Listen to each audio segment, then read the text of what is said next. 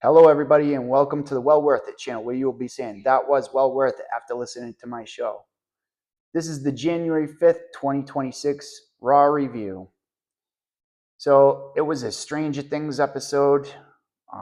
Adam Pearce's break down the walls comment wasn't about Chris Jericho. It was a Stranger Things phrase.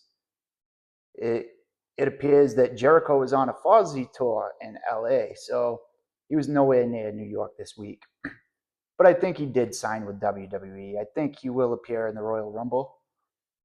I think WWE is trying to shake things up. The first match of the night, we saw the Kabuki Warriors defend the women's tag team titles against Rhea Ripley and Io Sky. When they came out, you could hear all the 12-year-olds in the place screaming. All the infants in the place went crazy. That's who these people's fans are. I'm a fan of these women too, but when they keep changing their personalities on TV, they change them from a heel to a face overnight. There's no story for this stuff. I mean, both of them were heels not too long ago, and just because of crowd reaction, you turn them to faces. Same thing with LA Knight. He was a lot more interesting as a heel. When something works, don't break it. When something's fixed, you don't need to break it. You don't need to fix something that already works. Then we saw Maxine Dupree defend her Women's Intercontinental Championship against Becky Lynch. Thank God she lost it back to Becky Lynch.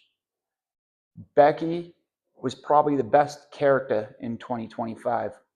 Her character work in 2025 was better than any other wrestler, in my opinion.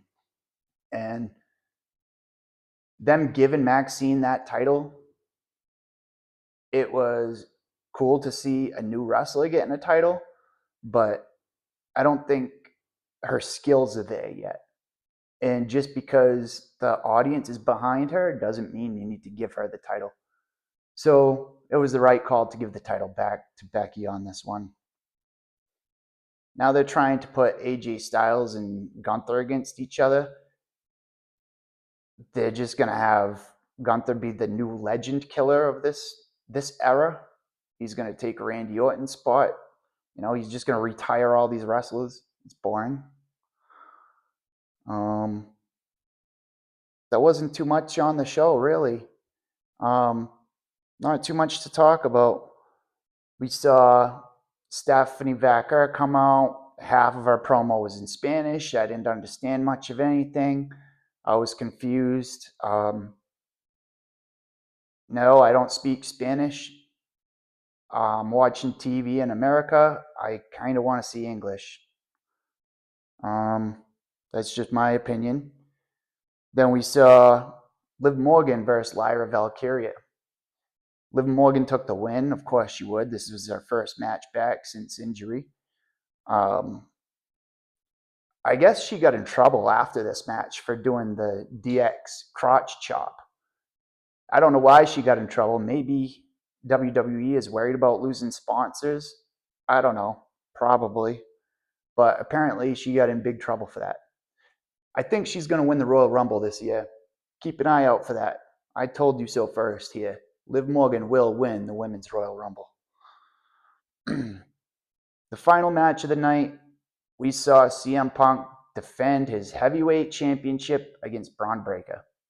This was actually a good match. CM Punk, he's a little older, but you know, this match had all the bells and whistles. They protected CM Punk. Braun Breaker was all over the place, and it would be great to see him win. I think it's a little soon to put the heavyweight championship on him, but I think it was a good match, and I honestly think it was the right decision having CM Punk retain the belt. But all in all, it was a boring show. SmackDown was better. Let's hope next week's better. Well, guys, that was well worth it.